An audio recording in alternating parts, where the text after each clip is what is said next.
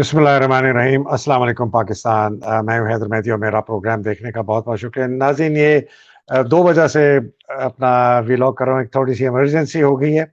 पहले तो पाकिस्तान में और दीगर ममालिक में देखने वालों का बहुत बहुत शुक्रिया, कमेंट्स और आपकी क्रिटिसिज्म का बहुत शुक्रिया, आपकी दुआओं का बहुत शुक्रिया, और जो बद दुआएं देते हैं उनका भी बहुत शुक्रिया। अल्लाह उनको भी अपने हिफ्ज़ मान में रखे। नाज़रीन, ये जो नीचे आप नंबर देख रहे हैं, ये मेरा पाकिस्तान का नंबर था, 3081889901।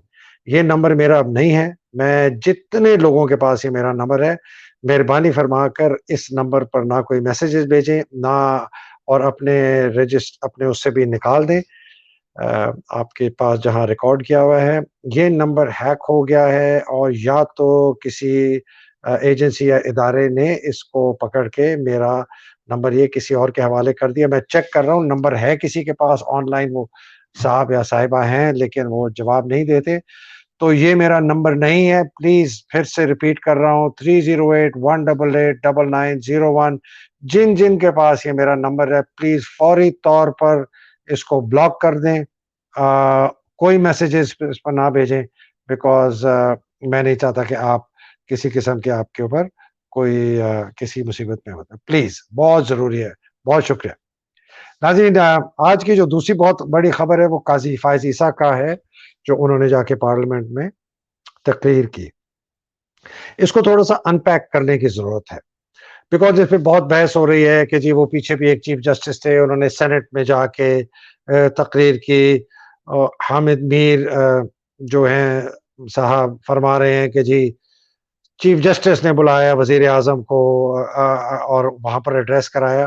तो ये मैं ना इसका अपनी तरफ से जो मेरा व्यू है उसको मैं आपको देना चाहता हूँ।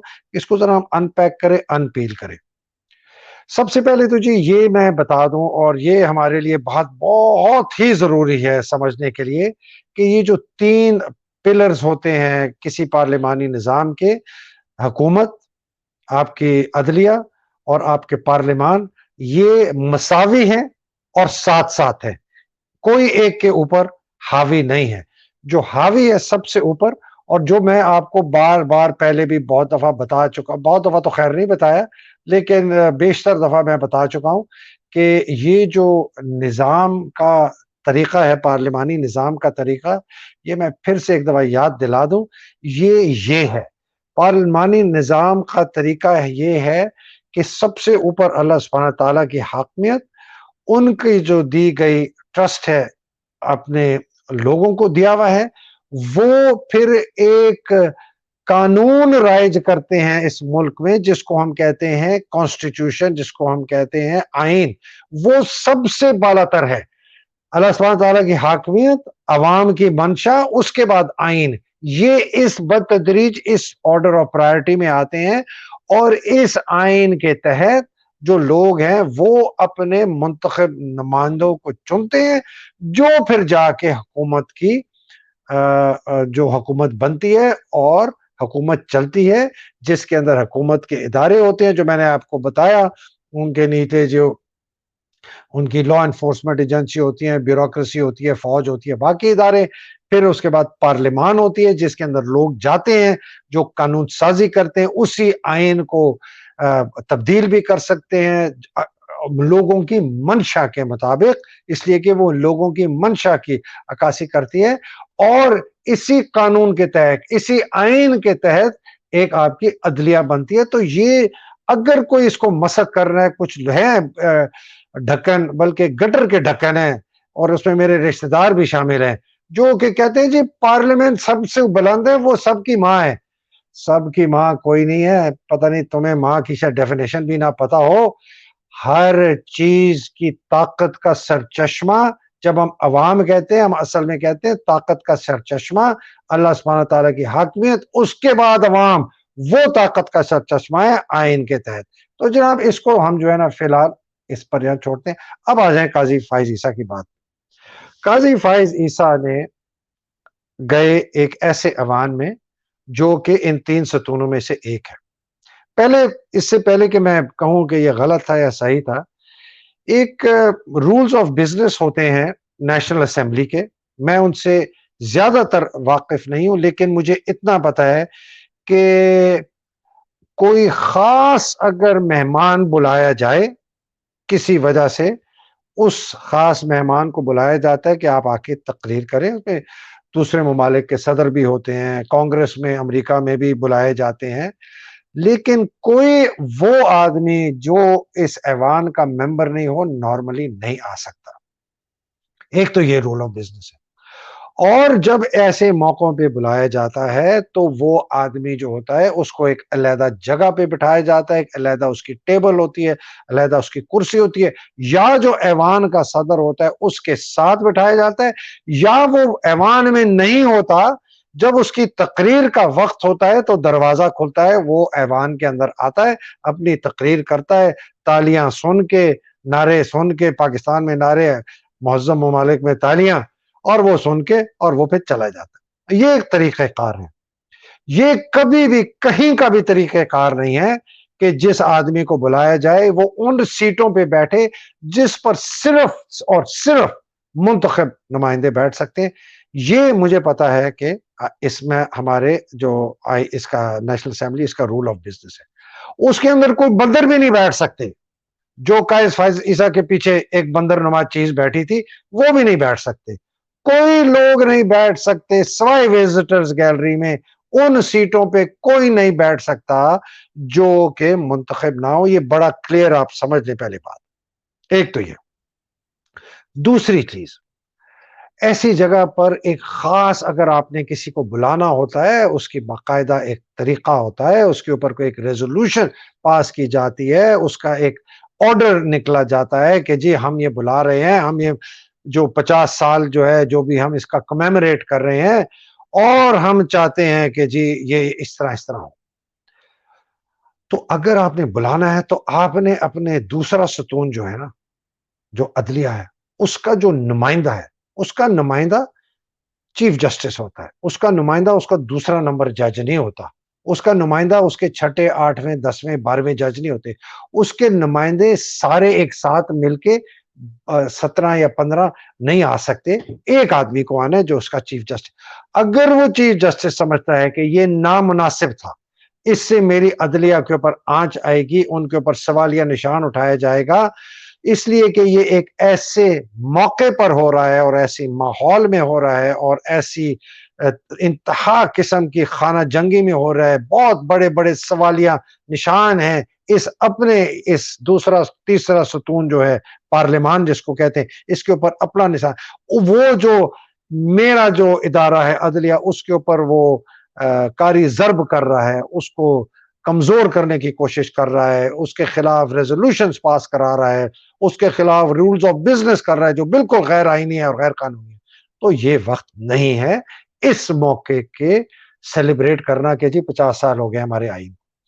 ہاں اگر یہ کہیں باہر ہوتا، کسی آڈیٹوریم میں ہوتا، اس کے اندر حکومت کے بھی لوگ ہوتے، حکومت ہی آرگنائز کراتی، چلیں حکومت ہی کراتی، اس کے اندر اپوزیشن کے لیڈرز کو بھی بلایا جاتا، سول سوسائٹی کے لیڈرز کو بھی بلایا جاتا، پھر اس میں عدلیہ کے بھی بلایا جاتا. ہاں وہ ایک مناسب فورم ہوتا ہے اور یہ ہو سکتی تھی بات. ایک تو یہ. تیسری بات کچھ ان ریٹن پروٹوکالز ہوتے ہیں ہماری زندگی کے کہ جی ہم مثال ہم گھر میں بیٹھے ہیں، ایک بڑا آ گیا کمرے میں، تو ایک ان ریٹن پروٹوکال ہے کہ آپ کھڑے ہو جائیں. کوئی کہیں لکھا ہوا نہیں ہے، آپ کے والدین نے آپ کو سکھایا ہے کہ کوئی بزرگ آئے آپ کھڑے ہو جائیں، اپنی جگہ ان کو دیں. آپ کہیں جا رہے ہیں دروازے پہ، آپ کے ساتھ خاتون ہے یا کوئی بزرگ ہے یا کوئی اور ہے یا کوئی جس کو آپ ذرا زیادہ عزت دینا چاہتے ہیں، آپ کہہ دیجیے آپ آگے چلیں. یہ ان ریٹن رولز ہوتے ہیں، ان ریٹن پروٹوکال ہوتا ہے. یہ سماجی اقدار ہوتے ہیں، یہ اخلاقیات ہوتی ہیں. اگر اس صاحب کو ملا بھی تھا انویٹیشن، باقیوں نے انکار کر دیا، ان کو ایک اپنی اخلاقیات کے حساب سے، ایک اپنے اقدار کے حساب سے، ایک اپنے جو کوئی قاعدے طور طریقے کی وجہ سے وہ بھی یہ سوچتے کہ یار اس وقت اتنی زیادہ پولرائزیشن ہے، اتنا جھگڑا ہو رہا ہے، اتنا فساد ہو رہا ہے، میں خود فساد میں نے کھڑا کیا ہوا ہے یہ کر کے، سپریم کورٹ ڈیوائیڈ ہو چکا ہے، پارلیمان ان کے اوپر ہلہ بول رہی ہے. وہاں تو جا کے اس نے، چلو میں ابھی بعد میں بات کرتا ہوں کہ اس نے کیا کہا. یہ سب کچھ یہ بہت بے قاعدگی ہے، یہ بے ضابطگی ہے، یہ اخلاق، روایت، لوگ کیا کہیں گے، یہ ان سب کے منفی ہے. میں ان سے معذرت کرتا ہوں کہ نہیں جی، یہ موضوع وقت نہیں ہے. لیکن میں بار بار کہتا ہوں کہ ہماری اقدار، اخلاقیات جو ہیں 8-10 سال کی جو پرورش ہمارے والدین نے ہمیں کی، جو ہمیں اپنے بڑوں سے ملی، جو ہمیں اپنے اساتذہ سے ملی، ہماری پوری کیریکٹر اور ٹیمپرمنٹ اس کا ہوتا ہے.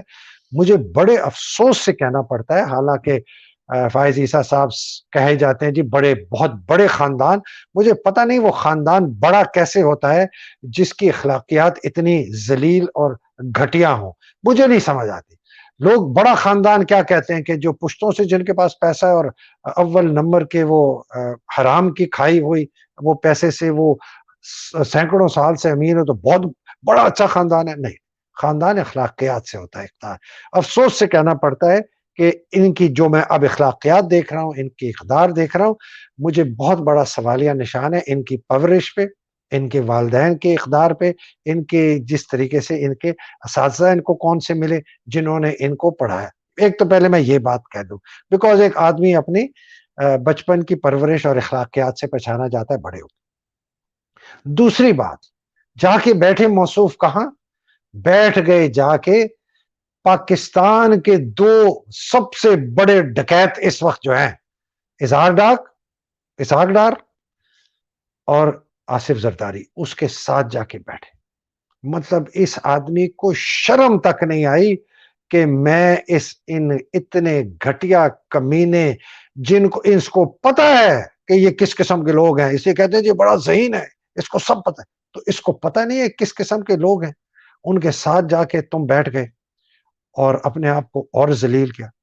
اور پھر اس کے بعد ان لوگوں کی جو بکواس، انہوں نے جو تقریریں کی، جو سیاسی تقریریں کی، اور ہنستے ہوئے کہتے ہیں میں نے ان سے پوچھا تھا جی سیاسی تقریریں اگر ہوں گی تو میں نہیں آؤں گا، اور ہنستا ہے اس کے اوپر، ہنستا ہے یہ بے شرم آدمی، ہنستا ہے.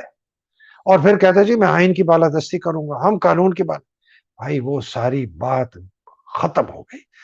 تم نے اپنی ذات کو، اپنے وقار کو، سپریم کورٹ کے وقار کو تم نے بالکل زمین میں اس کو کچل دیا، ختم کر.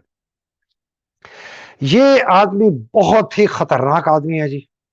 یہ پاکستان کے لیے میری نظر میں اتنا ہی بڑا دشمن ہے جتنے میری نظر میں یہ پچھلے 4 لوگ ہیں نا جو دشمن رہے ہیں پاکستان کے: نواز شریف، آصف زرداری، قمر جاوید باجوہ اور اب عاصم منیر. یہ ان 4 کے ساتھ یہ 5واں بندہ ہے جو پاکستان کو اگر آگے جا کے، اللہ نہ کرے میرے منہ میں خاک، اگر پاکستان کو جا کے کچھ ہوتا ہے تو اس کا ایک ذمہ داری جو ہے ان 5 میں سے اس 5ویں آدمی کے اوپر آئے گی کہ اس آدمی نے ضمیر بیچا، قوم کو 2 ٹکڑوں ہوتے ہوئے اس نے کنٹریبیوٹ کیا. اس نے سپریم کورٹ کے اندر دراڑیں ڈالیں، اس نے سپریم کورٹ کو کمزور کرنے کی کوشش کی، اس نے سپریم کورٹ، آئین اور قانون کی دھجیاں اڑائیں. جتنی مرضی یہ بکواس کر لے کہ میں آئین کے ساتھ ہوں، یہ وہ آدمی ہے جس نے ٹیکنیکلٹی پہ اپنی اور اپنی بیوی کو بچایا. یہ کرپٹ آدمی ہے. اس نے اکاؤنٹ کھولا اپنی بیوی کے ساتھ، اس کی بیوی نے وہ اکاؤنٹ ڈکلیئر نہیں کیا، اس کے پاس کوئی جواز نہیں ہے اس کی بیوی کے پاس کہ اس کے پاس پیسہ کہاں سے آیا، اس کی اتنی آمدن نہیں تھی. جس فارن ایکسچینج کرنسی اکاؤنٹ سے انہوں نے پیسہ بھیجا اس کو وہ بتا نہیں رہے کہ اس کے اندر پیسہ کہاں سے آیا. اس کی بیوی نے خریدے 2004 میں، 8 میں جا کے 18 میں ڈکلیئر کرتی ہے. پہلے کہتی ہے 100% میرے ہیں، پہلے کہتی ہے 50% میرے اور باقی میرے بچوں کے. یہ اس بیوی کا میاں ہے، یہ اس کا بھی گند چھپا رہا ہے، یہ اپنا بھی گند چھپا رہا ہے. یہ اس کا ایگو بہت بڑا ہے، یہ لوگوں کے سامنے بے عزت ہوتا ہوا اس کو بڑا غصہ آتا ہے. اس کو میرے پر بھی بہت غصہ ہوگا میں جانتا ہوں، اور یہ اس غصے کی وجہ سے یہ بندیال کے خلاف یہ ساری کارروائی کر رہا ہے. یہ اس غصے کی وجہ سے اس نے جو یہ باقی ساری کارروائیاں جو یہ کی ہیں پی ٹی آئی اور عمران کے خلاف، وہ اس لیے کی ہیں کہ یہ کہتا ہے انہوں نے ریفرنس بھجوایا اس کے خلاف. بہت خطرناک, سخت ریونجفل, میسنا, بہت ہی گھٹیا آدمی ہے. اس سے کوئی خیر کی امید نہیں. جو مرضی کہہ دے کہ جی بڑا زبردست جج ہے, بڑا بریلینٹ ہے, میں ہوگا بریلینٹ, ہوگا زبردست جج, میری نظر میں یہ چور, اچکا, لفنگا, ڈکیتوں سے بہتر نہیں ہے. جو کرپٹ بھی ہو اور جھوٹ بھی بولے اور داڑھی رکھ کے میری طرح ظاہر کرے کہ میں بڑا پاک ہوں, میں نہیں مانتا. حدیبیہ کو کلوز کر دیا, معاف کر دیا, نیب کے اوپر نزلہ برسا, اور پھر کہتا ہے اس کیس کو آپ کوئی بھی اس کو ڈسکس نہیں کر سکتے میڈیا میں. کیا بات کرتے ہو, کیوں نہیں کر سکتے؟ گیگ آرڈر لگا دیا. نہیں مانتا. حسین حقانی کا پتہ ہے اس کو کتنی غداری ہوئی ہے حسین حقانی نے پاکستان کے ساتھ. یہ اس کمیشن کا ہیڈ تھا جس نے انویسٹیگیٹ کیا میمو گیٹ سکینڈل کا. کیوں نہیں اس نے, جب یہ باجوہ کا پتہ چلا کہ حقانی کو ملا جا کے, جو حقانی چور, اچکا, خود ٹریٹر ہے, ایبسکانڈر ہے, کرمنل ہے, کیوں نہیں اس نے, ابھی جج ہے نا, کہے نا چیف جسٹس سے کہ سر بلائیں باجوے کو, یہ تو پاکستان کے خلاف جس آدمی نے غداری کی ہے اس کیس کی انویسٹیگیشن میں نے خود کی ہے, باجوے کو بلائیں. یہ باجوے نے غداری کی ہے کہ ایک مفرور آدمی کے ساتھ جا کے ملا ہے. یہ باجوہ اور عاصم غداری کر رہے ہیں, یہ ایک مفرور نواز شریف سے جا کے مل رہے ہیں. یہ کیوں نہیں کرتا؟ یہ وہ کیا, میرا کتا کتا اور تیرا کتا ٹامی, میرا کتا کتا اور تیرا کتا فائز عیسیٰ, یہ نہیں ہو سکتا. یہ پاکستان کے لوگ اب اندھے گونگے بہرے نہیں رہ گئے. قاضی فائز عیسیٰ صاحب, آپ بہت محتاط رہیں, اس لیے کہ جو میرے پاس خبریں ہیں, جو یہ عاصم اور اس کے 2-3 جو کلوز کے جرنیل ہیں, جس قسم کی یہ اسیسینیشن کی انہوں نے لسٹ بنائی ہے جو میرے تک خبریں پہنچ رہی ہیں, اس میں آپ کا بھی نام ہے. ان کو پتہ ہے کہ شاید آپ آ کے کل ان کو بھی ڈنڈا دے دیں گے, انہوں نے آپ کو بھی ایلیمنیٹ کرنا, اور یہ چاہ رہے ہیں کہ یہ جو ہے یہ اس کا نزلہ گرے پی ٹی آئی کے اوپر. اور بائی دا وے لوگوں میں آپ کو اور بھی بتا دوں, فضل الرحمان بھی بہت اوپر ہے اس لسٹ میں, اس لیے کہ وہ اس سے بھی تنگ ہے. یہ بڑے خبیث ہے یہ عاصم, یہ بڑا میسنا ہے, بڑا خطرناک ہے. یہ اپنا بھی جگہ صاف کروائے گا, یہ ایسے لوگوں سے جان چھٹکارا اٹھوائے گا, قاضی عیسیٰ کو اڑوائے گا, فضل الرحمان کو اڑوائے گا, یہ مریم کو بھی اڑوائے گا, یہ بلاول کو بھی اڑوائے گا. یہ میری بات یاد رکھیں, یہ جتنے لوگ یہ سمجھتا ہے نا کہ آگے جا کے اس کو مصیبت کریں گے, یہ سب کو اڑوائے گا. ان سب کی جان خطرے میں, اور by the way chief justice کی جان بھی خطرے میں. یہ میں پھر سے وارننگ, بڑی سوچی سمجھی, میں عقل بوجھ رکھتے ہوئے یہ میں وارننگ دے رہا ہوں. قاضی فائز عیسیٰ صاحب, آپ جو پیدل چل کے جاتے ہیں, خدا را اپنے ساتھ گارڈ رکھیں, یہ آپ کو ایلیمنیٹ کر دیں گے. یہ ہو گئی جی قاضی عیسیٰ صاحب کی بات. دو چھوٹی چھوٹی اور باتیں میں نے ویسے کرنی تھی. مریم کی جو ویڈیو لیک ہوئی ہے وہ تو آپ نے دیکھ لی, اتنی بے وقوف عورت ہے, اتنی بے وقوف عورت ہے. اور ایک کمبخت, تجھے پتا ہے سارا تیرے متعلق کہہ رہے ہیں کہ توشا خانہ سے تو نے مرسڈیز لی, تو نے فلانا لی. اوے الو کی چرخی, اگر انٹرویو میں آنے سے پہلے تھوڑی تیاری کر لیتی کہ یار اگر منصور میرے سے یہ سوال پوچھے گا تو میں اس کا جواب کیا دوں گی. ہے تیرے پاس بی ایم ڈبلیو, گئی وہ اس میں تو نیب کہتی ہے لینڈ کروزر, وہ 2 منٹ کے بعد وہ بی ایم ڈبلیو کی تصویر آ گئی. اور وہ مریم ڈھکنی, چھوٹی چھوٹی گٹر کی ڈھکنی, وہ ٹیچر سے ٹی ٹی ٹی ٹی پی پی پی کر رہی ہے. بائی دا وے مریم کے کان میں وہ بھی ہوتا ہے, اچھا وہ کیا کہتے ہیں, وہ ریکارڈ اپنا سننے کا. تو جب یہ کوئی تھوڑی الٹی سیدھی بکواس کر رہی ہوتی ہے تو پیچھے اس کو بتایا جاتا ہے. تو یہ پھر آپ جب ایسے یہاں کر کے تھوڑی جواب نہیں دیتی نا, تو اس کو جواب آ رہا ہوتا ہے کہ یہ مت کہنا اور یہ کہنا. اس سے کبھی کہیں ذرا دوپٹہ اٹھا کے کان دکھائے اپنے, آپ کو پتہ چل جائے گا مجھے اندر کی بات بتائیے. باقی وہ بلاول ببکی یار, وہ بھی بڑے مزے کی, میں نے اتنے نکے نکے منے منے ہاتھ, اس کے اتنے چھوٹے چھوٹے ہاتھ ہیں, میں تو حیران ہو گیا. میں چھوٹا تھا, پتہ یار آپ سوچیں, پاکستانی فوج سوچیں, آپ کا سپہ سالار عاصم منیر, آپ کا جو پرانا سپہ سالار باجوہ, اس مریم کو اور اس بلاول کو اس ملک پر لانا چاہتا ہے. سارے یہ میں بار بار کہتا ہوں, خدا کے لیے وہ پلاٹ رکھ لو یار, چلو ہضم کر لو. وہی لیفٹیننٹ جنرل 27 کے 27, جن کا 13 کا تو میں نے نام لیا ہے, سوری, خاص طور پہ ساحر شمشاد، یار اچھے آدمی ہو، سینٹ میریز کے پڑھے ہوئے ہو، ساری دنیا تمہاری تعریف کرتی ہے، کہتی ویسے ضرور ہے کہ تم میں کوئی دم خم اسپائن نہیں ہے، لیکن یار اب تو جاگ جاؤ، یہ عاصم منیر کیا کر رہا ہے، یہ مریم، یہ بلاول، ان کو لا کے ہمارے سامنے، یہ زرداری چور ڈکیت بدماش۔ اور ایک بریکنگ نیوز آپ کو دے دوں، تو آخر میں دینی تھی لیکن ابھی دے دوں، آصف زرداری کی اور جنرل عاصم منیر کی بات چیت شروع ہے آصف زرداری کو پاکستان کا صدر پھر مقرر کرنے کی۔ پھر ریپیٹ کرتا ہوں، عاصم منیر کی آصف زرداری سے بات چیت چل رہی ہے، یا آصف زرداری کی عاصم منیر سے بات چیت چل رہی ہے کہ اس کو صدر پاکستان کیسے پھر سے مقرر کیا جائے۔ سن لیا جی، تیسری دفعہ آصف زرداری اور عاصم منیر کے درمیان بات چیت چل رہی ہے کہ آصف زرداری کو پھر سے ہم صدر کیسے بنائیں۔